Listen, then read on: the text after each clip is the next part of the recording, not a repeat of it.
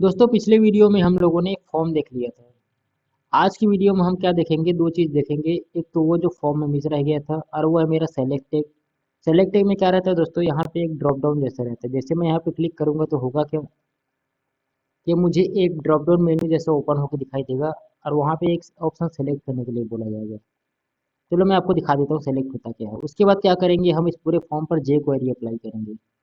देखो मैं बता देना चाहता हूँ, जे क्वेरी जावास्क्रिप्ट की लाइब्रेरी होता है। जैसे कि हमारा बूटस्ट्रैप मैंने अप्लाई करके दिखाया था, जिसमें सीएसएस के डिज़ाइन कलर्स वगैरह सब पहले से लिखे हुए थे। तो उसको हम लोग क्या क्लास के जरिए एक्सेस कर रहे थे। तो यहाँ पे भी कुछ ऐसा ही समझ लो आप कि जावास्क्रिप्ट की बहुत सारी चीज़ें एक लाइब्रेरी के अंदर लिखी होगी, जिसका नाम जे क्वेरी है, जो कि जावास्क्रिप्ट की बहुत ही पॉपुलर लाइब्रेरी है।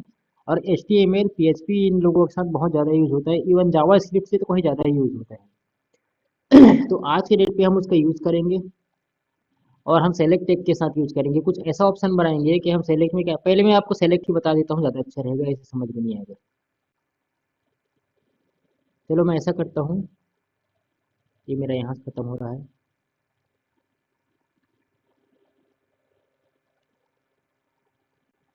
इसके नीचे रख देता हूँ, यहाँ पे एक बियर बना लूँ। मैं इसको कॉपी कर लेता हूँ। उम्मीद करता हूँ कि पिछले वीडियो में जो मैंने बूटस्ट्रैप यूज़ करना बताया था आपको समझ में आ गया होगा। बाकी बूटस्ट्रैप कम्प्लीटली मैं आपको अलग से वीडियो बना के बता दूंगा। फिलहाल थोड़ा थोड़ा सीखते जाओ।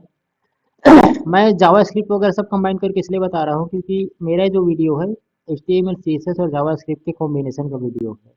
इसमें मैं जावास्क्रिप्ट या उसकी लाइब्रेरी jQuery का यूज़ करना आपको सिखाऊंगा। देखो उसके लिए हमको क्या लिखना है, सेलेक्ट लिखना है और यहाँ पे लिखना है ऑप्शन। और यहाँ पे जैसे मैं अपना ऑप्शन दे देता हूँ, जैसे मैं यहाँ पे कलर का नाम दे देता हूँ रेड। तो मुझे यहाँ पे दोस्तों वैल्यू देना पड़ेगा रेड। अब मैं क्या करूँगा, इसको कॉपी पेस्ट कर लेता हूँ।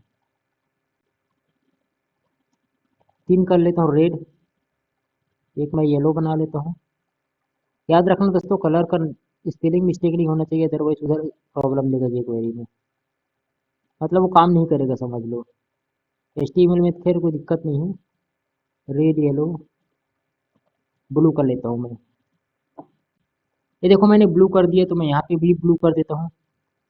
आप चाहो तो इसके जगह जहाँ पे वैल्यू हेक्साडेसिमल कोड का भी यूज़ कर सकते हो, कोई फर्क नहीं पड़ता। तो मैं एक बार रिफ्रेश करके दिखा देता हूँ ये दिखता कैसे, ताकि आपको पता चले सेलेक्ट होता क्या है। ये देखो रेड आ गया, येलो, ब्लू। उम्मीद करता हूँ कि आपको पता चल गया होगा कि सेलेक्ट होता क्या है। इसको सेलेक्ट बोलते हैं। एक ड्रॉप डाउन जैसा रहता है, मेनू जैसा रहता है, जिसमें से एक को हम सेलेक्ट करते हैं। मैं यहाँ में लिख देता हूँ कि सेलेक्ट है क्या। Change the colour of theme लिख देता हूँ मैं।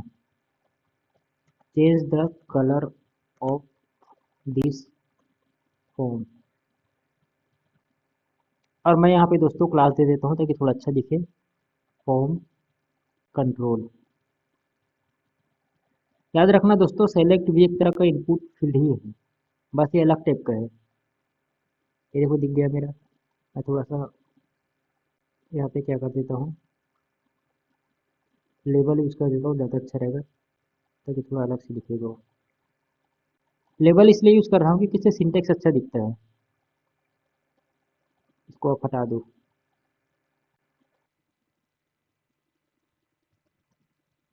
मैं यहाँ पे एक ऑप्शन और बना लूँगा, जहाँ पे लिखूँगा मैं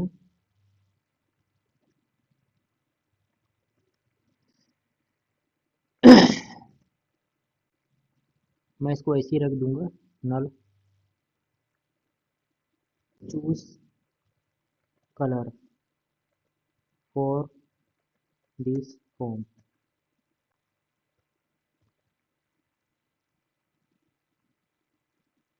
अब देखो करेगा क्या, कलर को चूज करने के लिए बोलेगा, जो कलर हम चूज करेंगे इस फॉर्म का कलर वैसा हो जाएगा। हमको ऐसा करना है jQuery की हेल्प से। उम्मीद करता हूँ आपको समझ में आ गया होगा, एक तरह का छोटा सा प्रोजेक्ट है ये। इसकी हेल्प से आपको jQuery यानी कि जावास्क्रिप्ट का जो लाइब्रेरी है वो समझ में आ जाएगा। दोस्तों jQuery को हम डायरेक्टली ऐसे यूज नहीं कर सकते। जैसे जावास्क्रिप्ट को हम कैसे यूज करते थे मैं आपको बताया था, एक तरीका बताया था, दूसरा किसी दूसरे पेज में बना के बताया था मैं, आपको याद होगा। मैं इसी के अंदर यूज करूंगा, jQuery को ऐसे यूज नहीं कर सकते।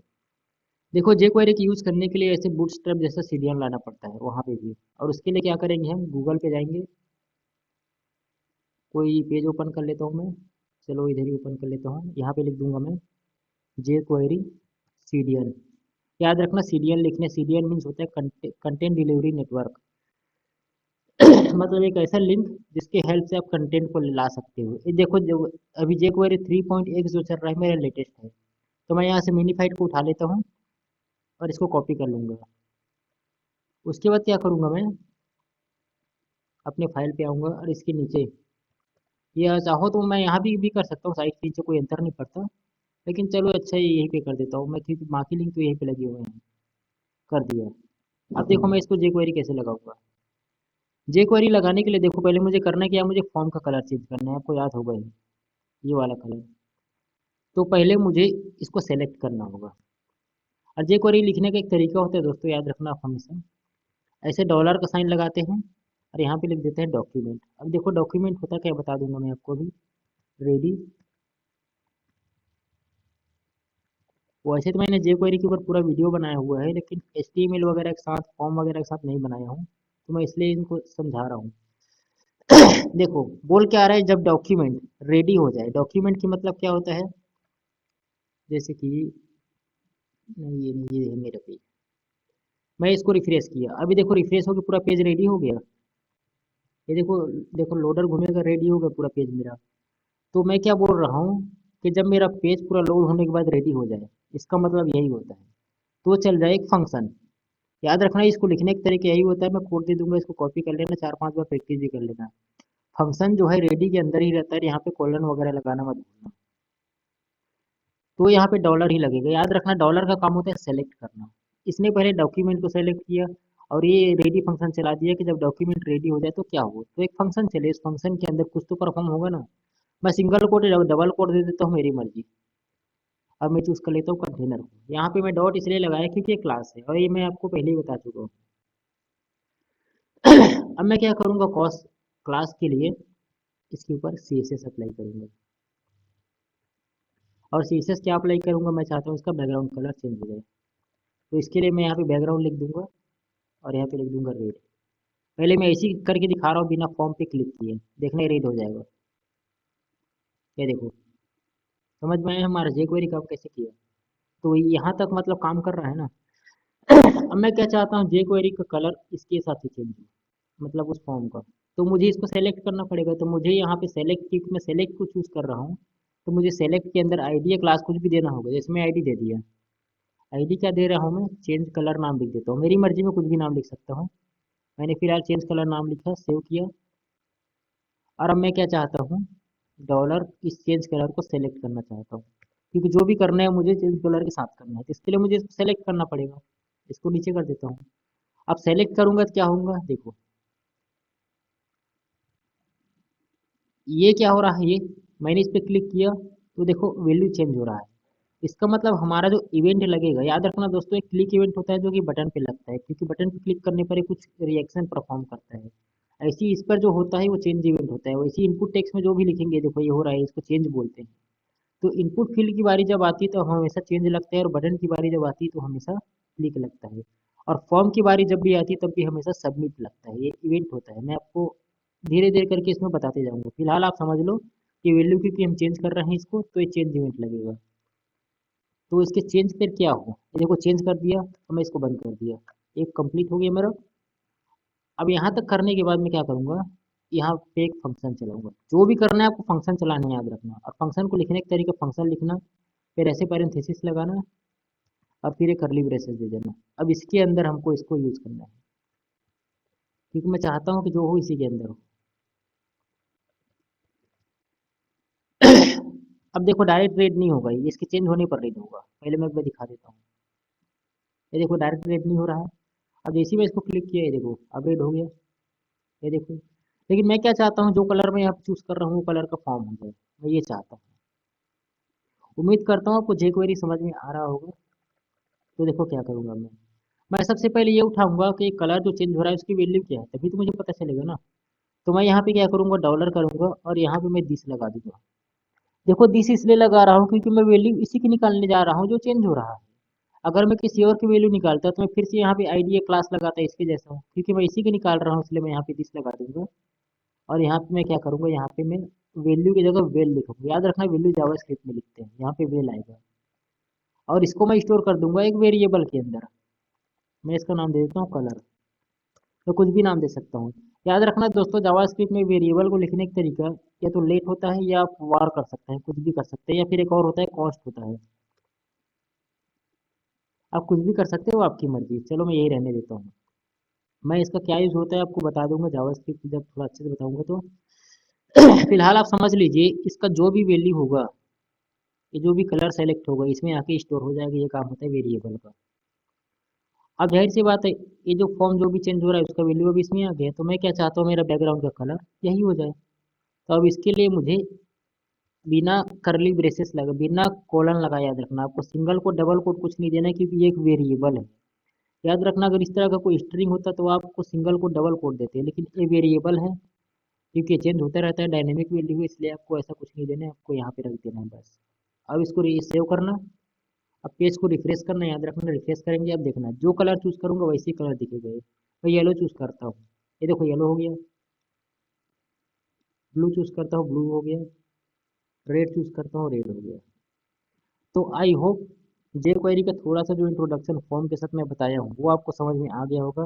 अभी हम आगे बढ़ेंगे थोड़ा सा डेट पे। हम क्या करेंगे, इस फोटो के अंदर चेंज करेंगे, और जो भी फोटो यहाँ से सेलेक्ट करेंगे मैं चाहूँगा यहाँ पे दिख जाए, वो हम जावास्क्रिप्ट के अंदर करेंगे। ये मैं आपको इसलिए बता रहा हूँ क्योंकि ये हमारा कॉम्बिनेशन का वीडियो है, इसलिए मेरा फर्ज बनता है कि मैं आपको हर एक चीज़ सिखाऊँ, एवरीथिंग। तो ये हमारा हो गया, उम्मीद करता हूँ आपको समझ में आ गया होगा। अब मैं काम और कर लेता हूँ।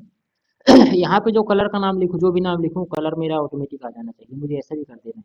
तो चलो देखते हैं। देखो बाय डिफॉल्ट कलर इसका क्या है, ये व्हीट है। जाहिर सी बात है, अगर उसको कोई कलर नहीं मिलेगा तो व्हीट ही उठाएगा या वाइट कलर उठाएगा, दोनों में से एक उठाएगा।